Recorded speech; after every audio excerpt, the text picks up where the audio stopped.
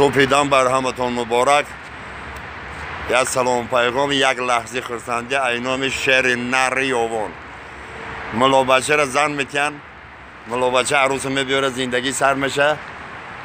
طرف اول میگه وقتی که میره مهربانی قطعی بوسه کنی ثوابش دور بسیاره. وقتی قفام اچاق میکنی ثوابش بسیارتره. ثواب بسیار بسیار گفته مردک جان چیه؟ گفته ثواب بسیار بسیار جهاد. خیلی شوی اول دو بار سه بار، شوی دوم سه بار دو بار، شوی سوم دو بار سه بار، شوی چهارم زنک میخزه. مرد که نمیخزی یک جهاد کنیم، نمیخزی یک جهاد کنیم ثوابش بسیاره.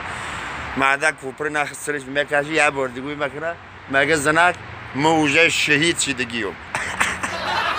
سربلندی الها تا جهان باشد تو باشی، زمین و آسمان باشد تو باشی. هر روز که یک تا شعر نر یوم بده، یک تا مردمی قرغان تپه رو میدونی برای چی دوست ندارم؟ میدونی برای چی؟ برای که آبلاست. یک سرود به خاطر برادرای من علیشه جان، یک نوازش برای خاطر همه برادرای شهر محمد یوانه که بچه های خطلون ما مردم یوان فقط آبلاست سر کار داریم. ما خیلی گار راد پاراد کار رو داریم. پای خیلی عبارتن